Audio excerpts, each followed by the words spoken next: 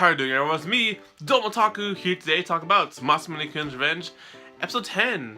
We are 2 episodes away from this being finished, if my number is correct. I don't actually know. But we finally have information, and we finally know who the frick this imposter Masamune-Kun is. And for one, you know, it's ridiculous, this whole concept thing, but, you know, in a sense, because you took Neko out of the love triangle that was Masamune, Aki, and Neko, you had to involve another dude, but it's the opposite sex, and now it's like Masamune versus Masamune fighting against for Aki's love, and I'm just like, okay, fine. So this guy, so I needed to see his episode because I needed to determine this dude and his identity, right? But basically, he seems to be some rich dude, rich son from a rich family that, you know, oh, eventually my son will marry this family's daughter or whatever, right? And that's basically the gist of it, and that's about it. That's really it. That's who his character is.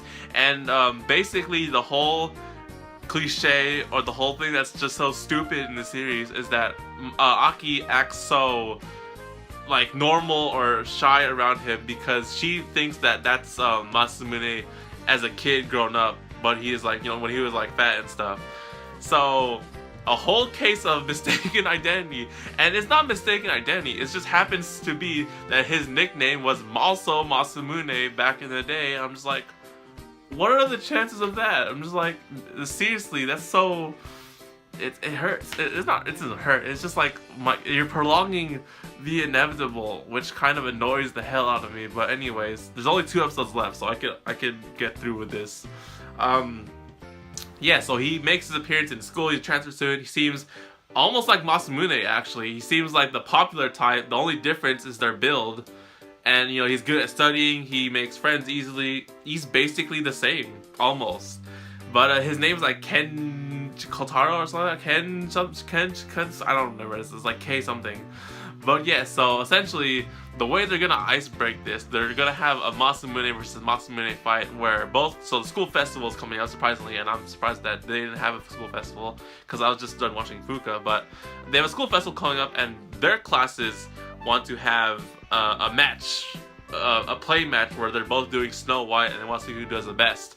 Now this of course relates to the opening scene where you see both of them on stage fighting to, you know, win Aki over, because the winner of this, the one whose play is more popular, will get to ask Aki out on a dance after the school festival, which is cliche, but you know, it's whatever. So with only 2 episodes in, really, you can only do so much with this series. You introduce this dude this episode, so I guess it's not bad.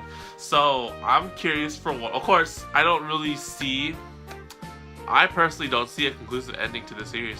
I just don't feel that there's no way they could actually. So essentially, if you have Masamune win the actual play battle thing, and then you have him dance with Aki, then it's not like he's gonna confess or anything. Is there? Like, I don't feel like that's gonna happen. That's not, like, there's not enough time or whatever. But, you know, essentially, I understand this character now, and it's okay to extent. Personally, I would have just stuck with Neko, and Neko comes back! Oh wait, I forgot about that. Neko is not actually leaving the series, she's actually here.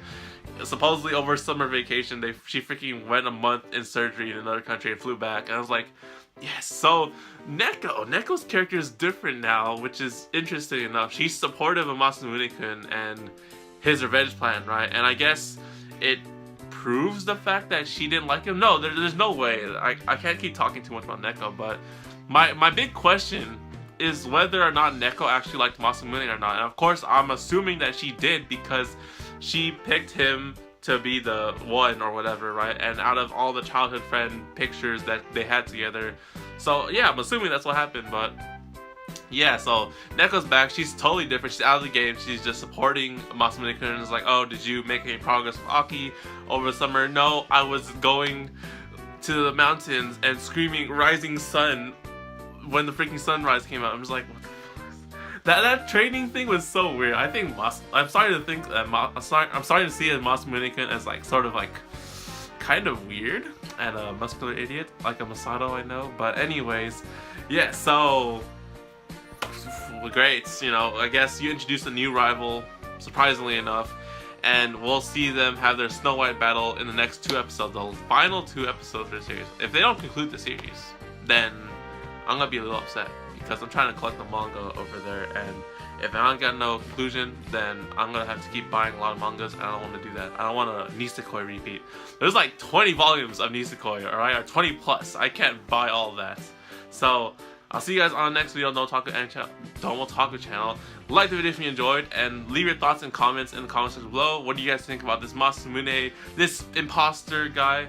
And do you still like Aki, or do you like Neko?